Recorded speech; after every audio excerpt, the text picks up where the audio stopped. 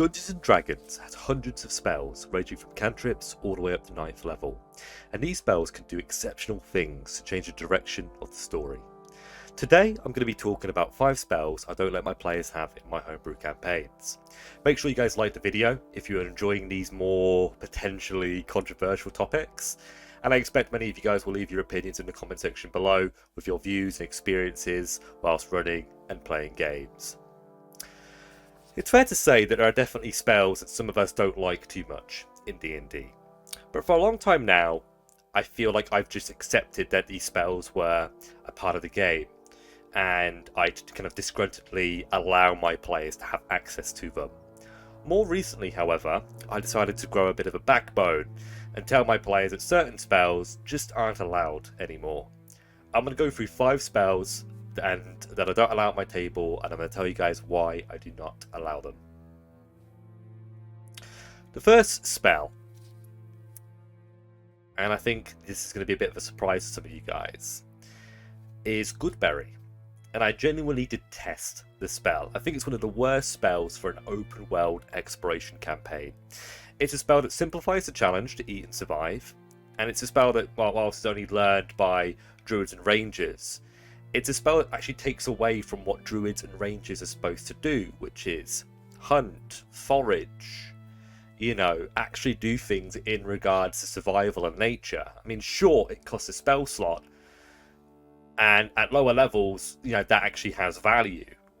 But at a higher level, spending one first level spell slot isn't really a big deal, and it's not a big sacrifice to allow everybody to eat and sustain themselves. I hear a lot of players say that they rate survival and exploration really low on their priorities when playing D&D. But that's because a lot of players have never really been in a game where seeking shelter, cooking food, and boiling water has actually mattered in any way, shape, or form. And in my campaigns, we do that, but it doesn't really take up a lot of time. It just adds to the narrative, adds to the story. It makes things feel real, and it's an obstacle. It's an obstacle that the players have to overcome whilst travelling, whilst looking for these ruins up in the mountains or whatever, in order to succeed. Keeping yourself healthy is a part of that story. The second spell is one that is vastly different from Goodberry. It's a spell, Comprehend Languages. In my campaigns, knowing multiple languages is a valuable commodity, and some of my players actually spend their downtimes between adventures learning new scripture. Having a spell that will allow some dumbass warlock to just turn around and immediately know more than the other players who invested their time and effort into learning a language just feels very dismissive to me. Especially considering that Comprehend Languages is a ritual spell, which means that it can be cast within, with 10 minutes of light activity without actually burning a spell slot. Basically, they could do it for free if they spend 10 minutes doing it.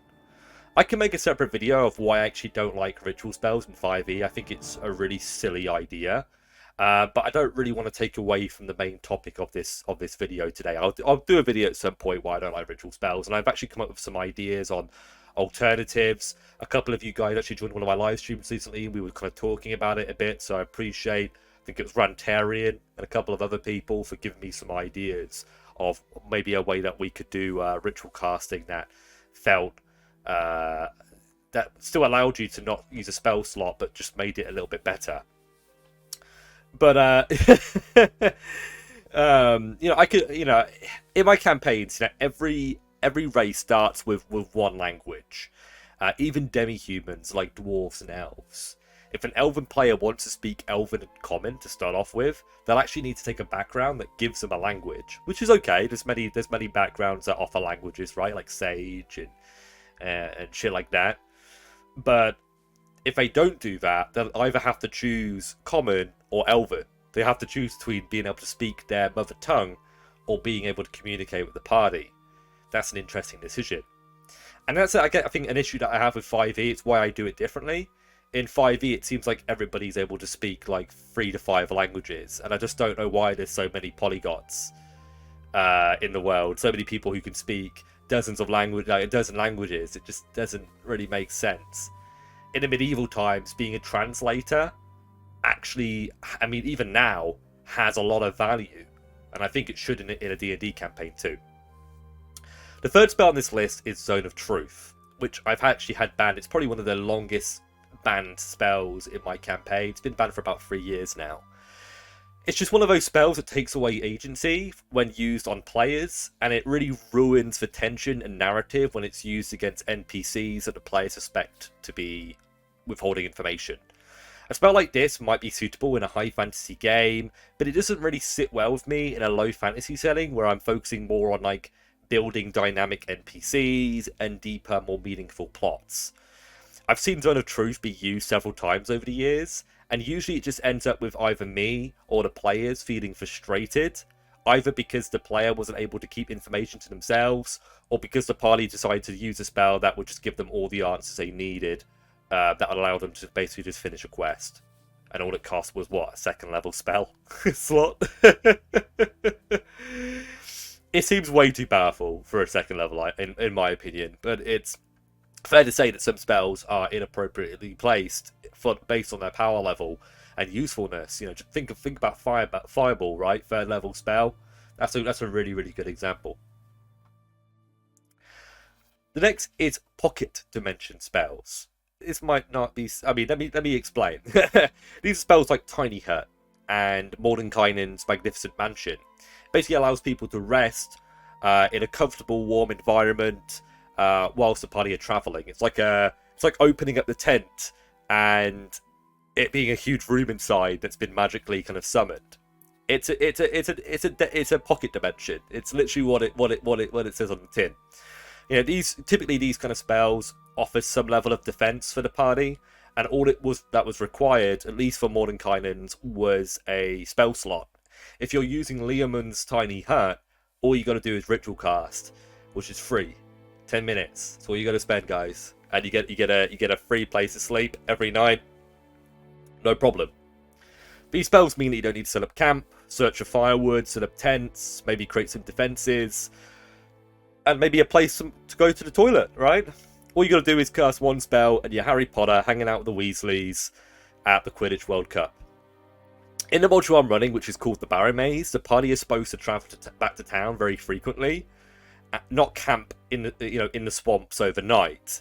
Spells like this would allow players to easily camp without too many problems, and I don't really want to have like a necromancer stumble upon them and just dispel magic and kill them all. I'd rather ban a spell outright than punish players for using spells that they've chosen. That's, it's the same reason why I don't like spells like Fly, really, either. Because, a lot of people say, well, the way you get around Fly is by having people target them whilst they're flying, right? Or make sure that your dungeons have low ceilings so they can't fly properly and they'll hurt themselves, they'll bang their heads. Yeah, well, I don't. When I give players spells, I'm not trying to actively punish them for having that spell. Do you get what I'm saying? I'd rather just say, no, that spell's not used if I think that spell is going to be a problem for the way that I'm shaping and running my game. When it comes to like using spells like these, I just don't like the ideas that the players can worm their way out of what it means to be an adventurer. I don't remember Gandalf making a hut, like a tiny hut for Thorin and the gang to rest in. They made camps, they had a fire, they shared stories. That's the kind of game that I want to play in. That's the kind of game I want to see. The last spell on this extravagant list is very famous, and it's known throughout many editions of the game. That spell is obviously counterspell. This is a spell that allows a spellcaster to counter an opposing spellcaster, nullifying their magic in its entirety. It doesn't always work, which is nice, but that's dependent on the level of the spell that was cast and the level of the counterspell cast against it. I think for me, counterspell is one of those spells that players love to use against the villain, but it's a spell that players get upset and frustrated about when it's used against them. I've had players in the past who've got visibly upset when I've counterspelled their Revivify or stopped them from healing allies who are almost dead. And but why is it okay to do that to enemies? Everything should be fair in love and war. And sometimes spells like counterspell could take away from the excitement and danger of fighting against these more powerful enemies. I think the worst thing about counterspell is when everyone is using counterspell to counter other people's counterspells. It's like the chain of counterspells. I remember in an old game I ran, I pretty much gave every single higher level spellcasting villain counterspell, because I knew that if I didn't do that, well, they would get absolutely stomped by the party. They'd try to do something cool, and the cleric would turn around and say, lol, no. Like, lol, no, you're not doing it.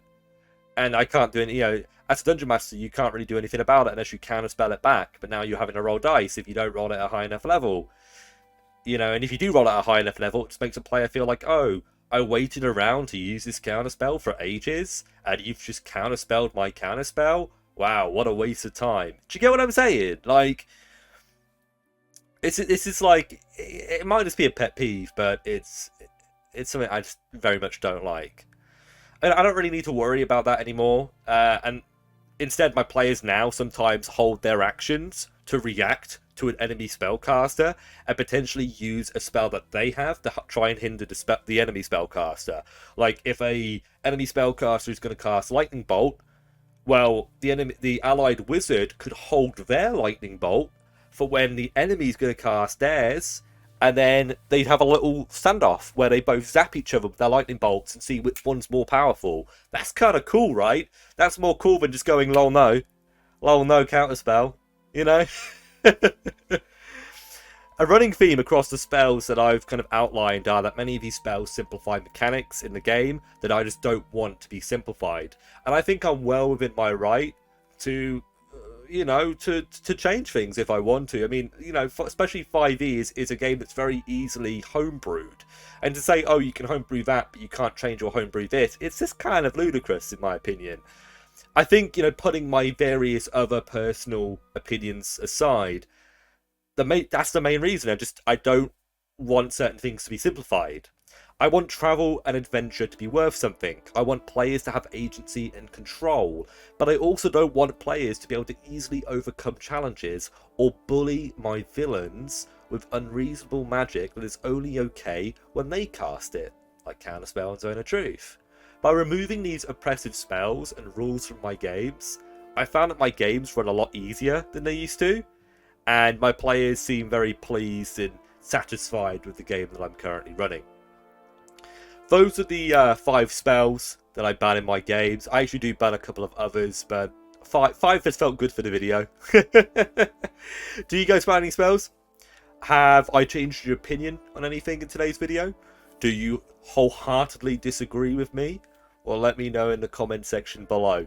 But try to avoid fighting with each other if you guys can. I don't have a lot of moderators on the channel, so I actually have to do most of the moderating myself.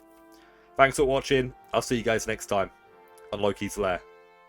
Until then.